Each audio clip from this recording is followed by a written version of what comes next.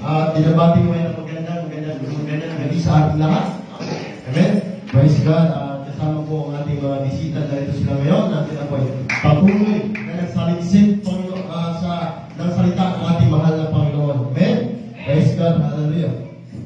So, napakalaga po ng salita ng Diyos. Bakit po kailangan po natin mga kapatid na praise God, makinig.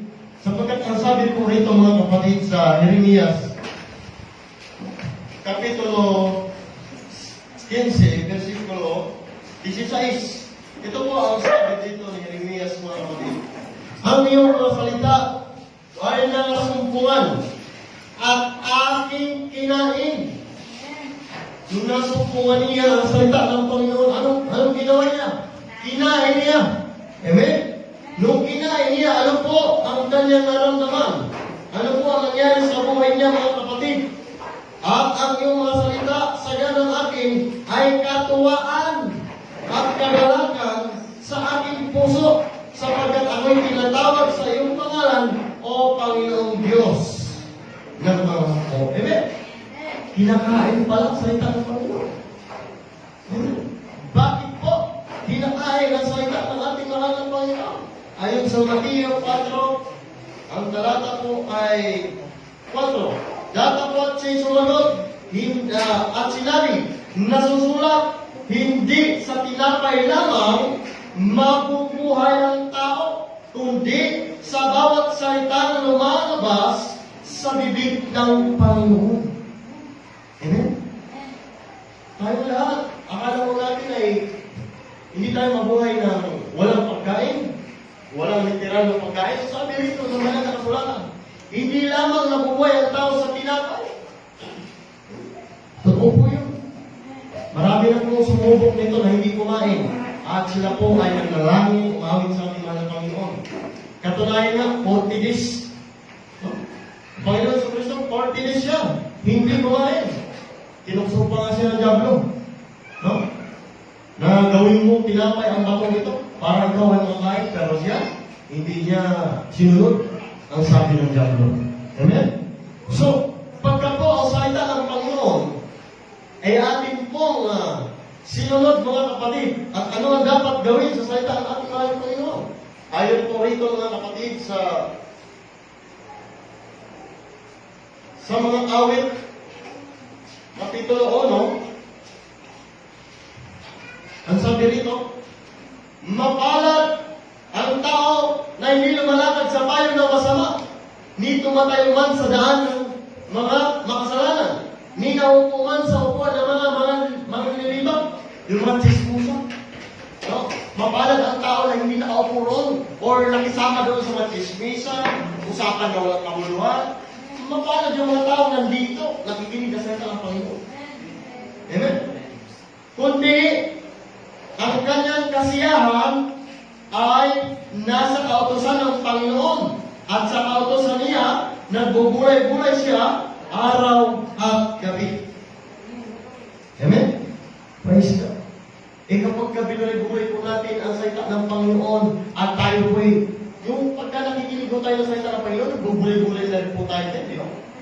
Pagka narinig po natin, di ba, pinag-isipan natin, ganun pala, ang salita ng Panginoon. May gulang natin. O di ba, pag bubulay-bulay, pagka Brother pagka tayo po ay atin po binulay-bulay o tayo po nakinig na salita ng Panginoon at hindi po natin nireject, ano po ang mangyayari sa ating buhay? Amen? Pakinggan natin sa Hosea, Kapitulo 1, ang talata ay 8. Ang aklat na ito, ang sabi ko rito mga kapatid, ang aklat na ito ng kautusan ay huwag mahiwalay sa iyong bibig, kundi yung pagbubulay-bulayan araw at gabi, upang iyong masunod na gawin ang ayon sa lahat na nakasulat dito, sapagkat kung magkagayoy, iyong pagiginawain ng iyong lahat, at kung magkagayoy, magtatamo ka ng mabuting kawakasan. Yan po mga kapatid. Kaya nga po, tayo po ngayon ay naririto para po maging kasayta ng Panginoon. Amen? Praise God. So, napakalaga po. Sino bang ayaw ng mabuting kawakasan? Amen? Ano po ba yung mabuting kawakasan para sa iba? Tulad lamang po ng mga nag-aaral. Di ba?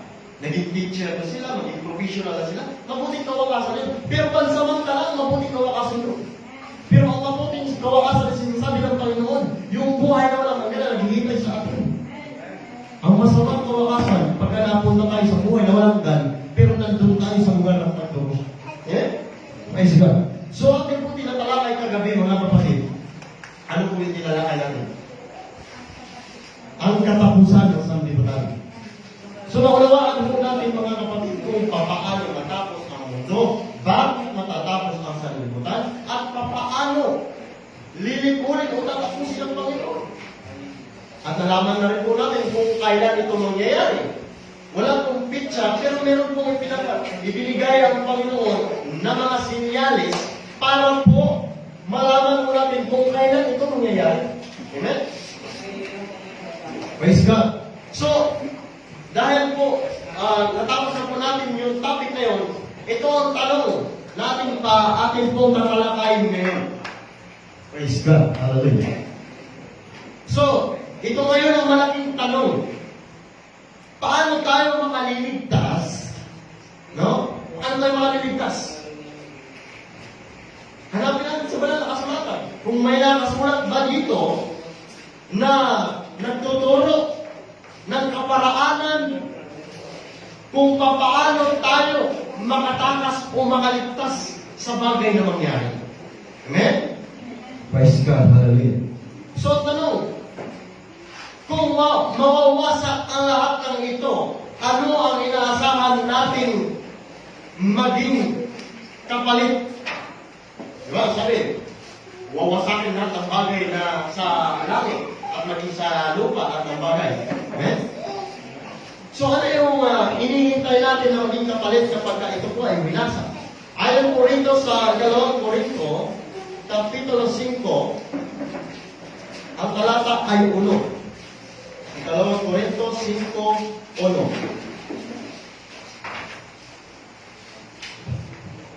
Maring makibasa, kapatid. Sapagkat nalalaman namin na kung masira ang aming bahay na tabernakulong ukol sa lupa, ay mayroong kaming isang gusali mula sa Diyos, bahay na hindi gawa ng mga kamay, walang hanggan sa sangkalangitan. Amen. Ito pa kaliwanag. Mga sisira ito, di ba? Ito, yung building nito, masisira. Matutupo. Lahat ng bagay. Sabi nga naman sa Mateo, walang bato na nakapatong sa kapwa bato na hindi ibubuwan ng Panginoon. So, lahat ng bagay, mga kapatid. Pero ano pa yung bagay na ating tumihintay? Yamang masisira ang lahat ng bagay na ito. Ang sabi po rito ni Apostol Pablo, sapagkat nalalaman namin na kung masira ang aming bahay na tabernakulong ukol sa lupa, ito yun. Nasisira ito. No? Ano po ang ating hinintay? Ay mayroon kaming isang gusaling mula sa Diyos, bahay na hindi gawa ng mga kamay, walang hanggan sa sangkalangitan. Bakit kaya, brother? Hindi pala tayo taga rito at saka yung mga tahanan natin, wala pa lang kabuluhan yun. At kung masira man yun, meron pala isang bagay, kung may isang bahay na tabernakulo na naghihintay sa atin. Hindi siya gawa ng kamay ng tao, kundi siya po ay walang hanggan na nasa kalangitan. Amen? Bakit po? Mga kapatid, pakinggan natin dito sa Filipos 3, Filipos 3:20. Ito po ang sabi rito, mga kapatid.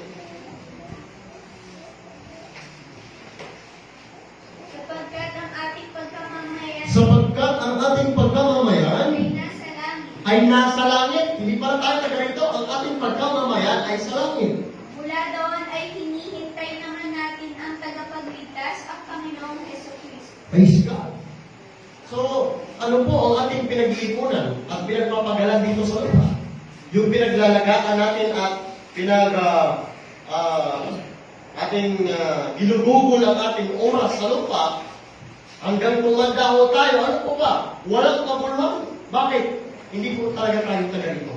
Tayo'y manlalakbay lamang. No? Pansamantala lang tayo. Ngayon, binigyan ka ng buhay. Bukas, uuwi ka na. Saan? Sa lupa. Doon tayo galing. Brother Liman? Yung pagiging gandang lalaki natin, ay pansamantala lang yan dito. Di ba? Yung ating lakas. Di ba? No? Pansamantala lang, matatapos yan. Kasi meron talaga tayong lugar kung saan tayo nararapat. Di ba? Yung langit. Napansin nyo, alam niyo po ang tao, dinisin niyo siya ng Diyos para po maglingkod sa Kanya at para sa langit, hindi sa lupa. Kaya napansin nyo, napakahirap mabuhay sa lupa. Di ba? Kung wala pong magtatrabaho sa pamilya mo, ano makainin mo? Di ba? Bakit? Hindi nga sila kasi nakadesinyo para dyan. Eh, yung nagtatrabaho, mahirap, napapagod din yan. Nagkakasakit din yan. Di ba? Mga kapatid. Halimbawa, yung isda, nakadesinyo ang isda saan? Sa tubig. Pero alam niyo po, pagka tinanggal mo ang isda sa tubig, ano po yung maramdaman niya? Ha? Nahihirapan. Mamamatay. Di ba? Nagiging ano siya? Mga kapatid. So, ganun din ang tao. Hirap na hirap. Bakit? Nasa lupa kasi siya. Kaya hinihintay po natin yung pagbabalik ng Panginoon na ating pinapagligtas para po doon po tayo babalik sa Panginoon. Pagka ganito po, ano po ang mainam na mangyari sa atin? Ano po ang gugustuhin na lang po natin mangyari? Masisira lang din po palang lahat at wawasakin ng Panginoon ang mundong ito. Ano po ang mainam na naisin natin na mangyari, mga kapatid? Ayon naman dito sa ikalawang Korinto pa rin, sa Kapitulo 5, versikulo 8 naman, mga kapatid. Hallelujah. Na malakas ang loob namin, Na malakas ang loob namin. ang sabi ko, at ibig pa nga namin ang mawala sa katawan at mapasatahanan na kasama ng Panginoon. Ayun. Ano po sabi niya po sa Pablo? Ang sabi, malakas ang loob namin. Ang sabi ko, at ibig pa nga namin ang mawala sa katawang ito. Bakit ito? Nakatira lang tayo dito. Totoo nga, pinahirap lang ito sa atin. Pinahirap lang ito. Eh? Nakatira lang tayo sa katawang ito para tayo po ay gumalaw. Nandyan po yung ating kaluluwa at espiritu. Amen? Yung espiritu, yun po dahilan, bakit ka gumagalaw? Diba? Bakit ka may buhay? Bakit ka naman nakakaramdam ng emosyon at bakit ka nasasaktan? Dahil po yun sa kaluluwa. Diba? Amen? So tayo po ay pansamantala lang at ito po ay mawawala. Kaya sabi niya po sa Pablo, naisip pa namin mawala sa katawang ito. At mapasaan? Mapunta tayo saan? At mapasa tahanan na kasama ang Panginoon. Ano po yung tahanan na kasama ang Panginoon? Langit. Hindi sa impyerno. Wala doon ang Panginoon. Sa langit po, nandun po ang Panginoon. Amen? So, anong bagay tayo dapat banal? Kasi yun po ang nais ng Panginoon, mga kapatid. Praise God. Ayun dito po sa unang Pedro, Kapitulo 1:16.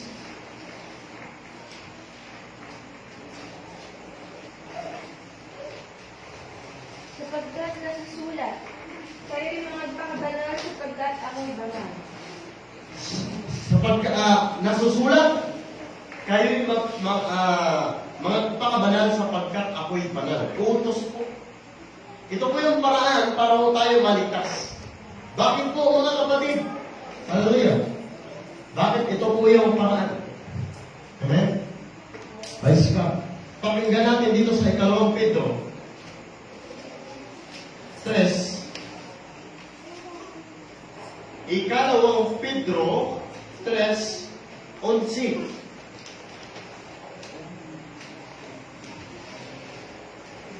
Yamang ang lahat ng mga bagay na ito ay mapupugnaw ng ganito. Yamang ang lahat ng mga bagay na ito ay mapupugnaw ng ganito, masusunog lang.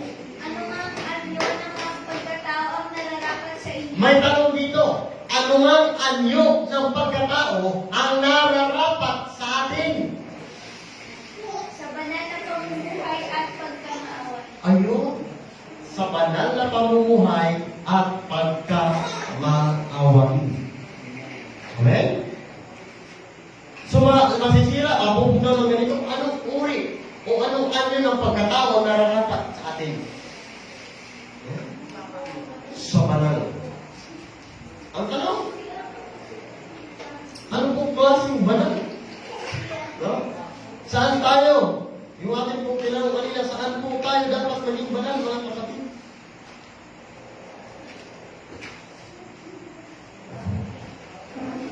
Ayon dito mga kapatid, sa unang Pedro, ulitin mo natin, unang Pedro, Kapitulo 1:15. Saan mo tayo banal? Ngunit yamang banal ang sa inyo'y tumawag, ay mga bakabanal naman kayo sa lahat ng paraan ng pamumuhay. Sa lahat ng paraan ng pamumuhay. Diba? Yan ang banal ang sa inyo tumawag.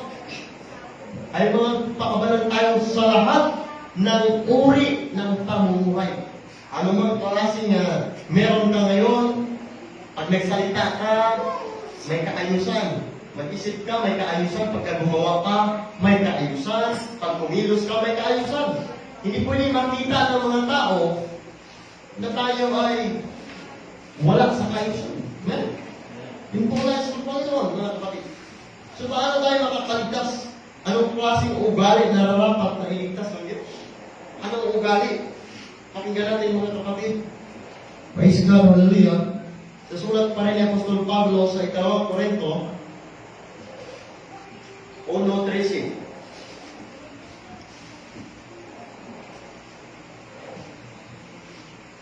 At inaakala ko matuwid na samantalang ako'y nasa tabernakulong ito, ay kinusin ko kayo na ipaalala ko sa inyo. Amen. Praise God, hallelujah. So, kailangan po mga kapatid na tayo po'y magkilos ng ating mahal na Panginoon sa paggawa ng ano? Ng mga bagay na nararapat sa ating mahal na Panginoon. No? Sabi rito, praise God, hallelujah. Sapagkat hindi namin kayo sinusulatan sa ibang mga bagay, maliban na sa inyong binabasa at kinikilala at umasa. Unang kwento. Praise God, hallelujah. Sapagkat hindi namin, sabi nito, na inyong kilalanin hanggang sa katapusan. Sapagkat maliban na sa inyong binabasa o kinikilala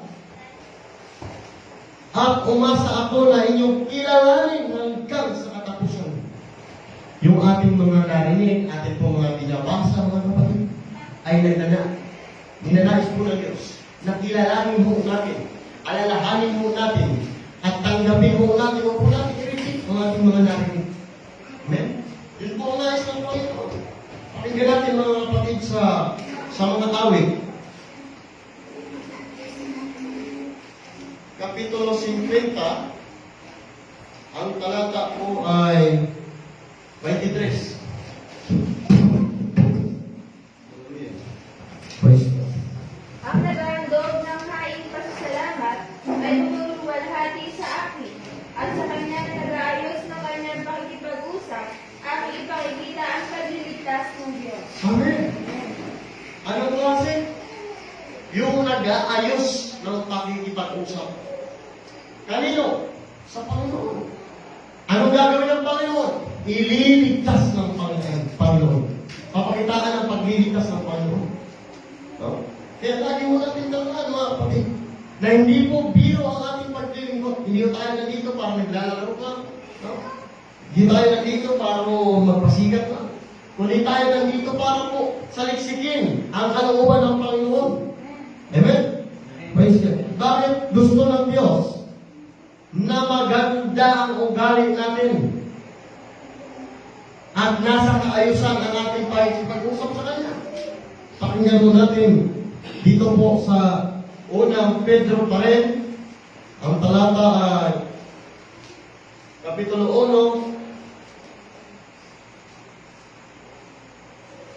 1, Kapitulo 2, versikulo 12.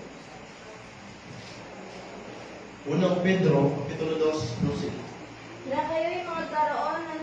ng timang ugali sa gitna ng mga hinggil upang sa mga bagay na ipinagsasalita nila laban sa inyo, tulad na nagsisigawan ng masama, dahil sa inyong mabuting gawa na kanilang nakikita, ay purihin nila ang Diyos sa araw ng pagdalaw. Ayun. Amen? Ano ang nais ng Panginoon? Na kayo nagkaroon ng timtimang ugali sa gitna ng mga hintil. Sino mga hintil? Yung mga hindi mananampalataya. Tayo isa rin hintil. Kaya lang, mananampalataya na tayo ngayon. Ang tawag sa atin ay Kristiyano. Diba? Ang tawag sa atin na ngayon ay Kristiyano. Amen? Praise God. Kaya ang tanong, mayroon bang salita ng Kristiyano? Meron. Amen? May salita po Kristiyano sa banal ng kasulatan. So, ano ang gusto ng Panginoon? Timtimang ugali sa gitna ng mga hintil. Bakit? Upang sa mga bagay na pinagsasalita nila laban sa inyo tulad sa nagsigawa ng masama dahil sa inyong mabubuting gawa na kanilang nakikita ay purihin nila ang Diyos. Amen? Tatanungin nila, uy, ang bait mo, brother, ah. Inaway kita pero ang bait mo pa rin. Sister, pinagchichismis kita pero bakit? Dinanti mo sa akin, talagang binigyan mo pa ako ng bangus na sinabaw. Diba? Diba? May mga ganun eh. Ganun talaga eh. Pagka may galit sa'yo, bigyan mo. Bigyan mo siya ng candy. Bigyan mo ng tinapay. Palamanan mo ng cheese. Diba? Pagka may kaaway ka, para na rin po siyang sinapak. Dahil gumawa siya ng kalakuan siya, pero ang ginanting mo pa rin ay mabuti. Ayun po. May isang Panginoon sa atin. No? Eh, akala mo ba natin, pag naglingkod tayo, palakura ang ating ugali. Akala mo natin ba? Aasahan mo natin yung pagbabalik ng Panginoon. Ay baka pagdating ng araw, mabigo ko tayo, kaya si Apostol Pablo po, ay pinangaral mo lahat ng ugali o anumang klasik pagkatawa na nararapat sa atin. Amen? Baka kasi maraming asa. Amen? Marami po talagang nasa. Bakit? Ano sa maraming nagtawag sa akin, Panginoon, Panginoon, pero hindi magsipasok sa kanya ng langit. Aba, napakadelikado no? Nakakatakot na talata yun. Imagine, tumatawag pa sa Panginoon, pero hindi naman pala makakapasok sa kanya ng langit. Eh, pagka hindi yung tayo nakapasok sa langit, saan tayo magsipasok? Dalawa lang po yung pintuan doon. Diba? Mga kapatid? Dalawa lang yung pintuan doon.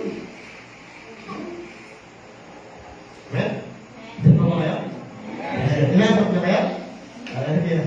Praise God. So, ito lang ito kayo. Maya-maya, matulog din tayo. Tapos bukas, wala rin gagawin. Maghapon na naman. So, wala kang ginagawa sa bahay. Amen? So, ating ginagawa ngayon, para malubin ang ating mahal kayo, dagdagan pa ating buhay, at kapag nagkaroon ng virus sa ating bahay, pwede tayo mawalan. Amen? Ang salita ng Diyos ay kalasag. Ang salita. Ang kalasag natin, ang salita ng Panginoon. Iingatan ka ng Diyos. Ang sarili pa nga, ang mga natatakot sa Diyos ay maraming anghel na nakapaligid sa Kanya. Pagka may virus na nilipad-lipad galing dun sa umuubo, abay, bago darating sa'yo, abo na. Grabe na naman. Oh, tingnan mo itong ating mga kapatid. Abay, mga volunteer yan. Yeah. Volunteer yan sa labas, nagbabantay sila. Binabantayan nila yung mga bumabagsak doon, sino bang babagsak, sino bang uubo. Sino bang mahirap naman kung babantayan natin pagka... Kaya nga, ano yung dati? Talagang, dati ipupos na masama ang pakiramdam, inuubo, sinisipon. Ngayon wala na nagpupos. Wala na. Wala ka nang makita na merong nagpupos na masama pakiramdam ko, inuubo ako, sinipon ako, nilagnat. Wala na. Pagka nilagnat, inuubo, sinipon, sikrito lang. Hindi na naman bahay. Ay, huwag ka. Pagka nalaman mo ng kapitbahay, tapos kaaway mo, kaya kailangan talaga maganda ugali natin. Wala tayong kaaway. Oh, inubo ka. Virus! COVID! O, diba? Marinig lang, COVID. Marinig lang, kasi hindi na pa-ubo na ubo yan. Diba? Tapos meron pang nagsusuka. Wala. Ikaaway mo kapitbahay mo. Tatawag yan sa barangay. Hello, barangay. Diba? Meron po kaming kapitbahay yung inuubo. Tagal na yung inuubo dito. Nilalagnat pa na yata. Sakit pa yata katawan. Wala na. Tatawag ngayon ng barangay ng ambulansya. Akala mo naman, patay na yung kukunin. No? Tapos alam mo, pagka ikaw ay kunin, kasi nandiyan ang ambulansya, susumputan ka agad ng plastic. Para kang aso huli-huli. Diba? Eh, napakasaklang naman. Eh, pagka hindi yung ka kumaling, hindi ka makauwi. Eh, pagka lumala, eh, wala. Halimbawa, uso naman talaga ang kuko kahit walang panong virus eh. Ay, mag-iingat ka, Inday. Marami tayo. Ha? Baka virus yun. Ito mahirap pagka nakupo tayo. Oh. Eh pagka hindi ka gumaling, hindi mo makikita ang pamilya mo. Hindi mo makikita ang pamilya mo. Eh paano kung wala? Hindi naman talaga virus yun. Dahil nasa hospital ka, nasama ka sa may mga virus, naawaan ka tuloy ngayon. Hanggang sa namatay ka, di ka man lang silayan ang pamilya mo. Diba? Hirap? No? Men? Yes, God. So tuloy po tayo mga kapatid. Ano naman ang katangian ng pamumuhay ang nararapat sa ating mahal na Panginoon? Meron kasi klase. Alam mo natin masama, mabuti. So anong klase ang pamumuhay? Kasi sa tao kasi, pagka nag-isip, may mga daan na tila matuwid sa paningin ng mga tao. May daan na tila matuwid para sa tao. Ngunit ang dulo niyon ay kapahamakan. Kasiraan. Amen? Praise God. Kaya lagi mo natin alamin. Habang hindi mo tayo ng salita ng Panginoon, kapag ka may tanong ka, tanong kayo. Brother, may lumalabas sa yung DSWD. May lumalabas sa yung DSWD. Lagi natin nababanggit yan kasi pagka may nag-uusap-usap sa labas, napapalabas tayo. Akala mo natin, maglilista na. Kaya lang, paglilista, dadaanan ka lang. Pero pag butuhan, abay, kasama ka. Pagka listahan na para sa bigay, pati yung patay nalista. Sa iba, no? Patay nalista. Pero yung buhay, hindi. Mahirap po talaga mga patay. So, ano naman ang tangian na pamumuhay na rapat sa tao na ninalay sa Panginoon? Ayon po sa Pilipos, pakinggan natin mga kapatid. Pilipos, Kapitulo 1, 27.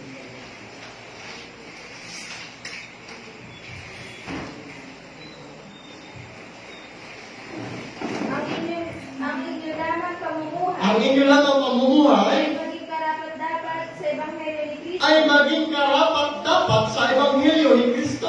Upang maging ako ay dumating at kayo'y makita o wala man sa harap ninyo ay mabalitaan ko ang inyong kalagayan, na kayo'y matitibay sa isang espiritu, na kayo'y nangagkaisa ng kaluluwa, na nakisisikap na pananampalataya sa Ebanghelyo. Ayun, para pagka dumating po ang ating mahal na Panginoon, ay hindi yung tayo mabibigo.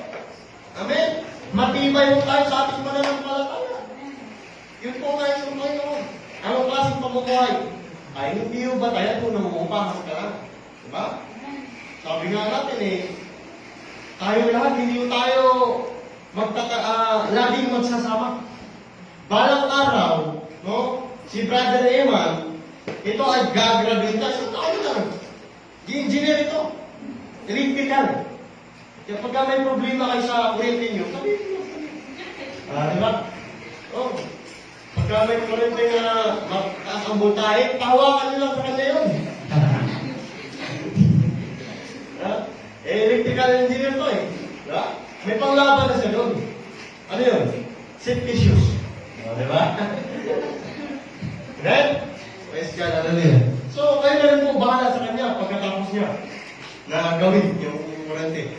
No? Pamirindahin nyo, kailan nyo ng tubig. Maganda-ganda talaga yung gawa niya, lagyan nyo ng kulay yung tubig. Diba? Amen? May pambara na, may palulak pa. Amen? Gusto yata itulak ng mga ito, Hallelujah. So, yun po, pamumuhay na nais ng Panginoon. ayon sa Ebanghelyo. Ano ba yung Ebanghelyo? Salita ng Panginoon. Ano ba ang salita ng Panginoon? Mabuti. Kaya natin pamumuhay, kailangan mabuti. Huwag tayo magiging natin. Huwag rin po tayo pagdating sa gawain ng Panginoon. Kaya akala natin, may mga tao ganun eh. Gusto nila, special sila lagi. Special. Kaya nga hindi ka pinanganak na special child eh. Di ba? Mas maganda lang hindi tayo special. Isa lang pong special dito, ang ating mahal na Panginoon.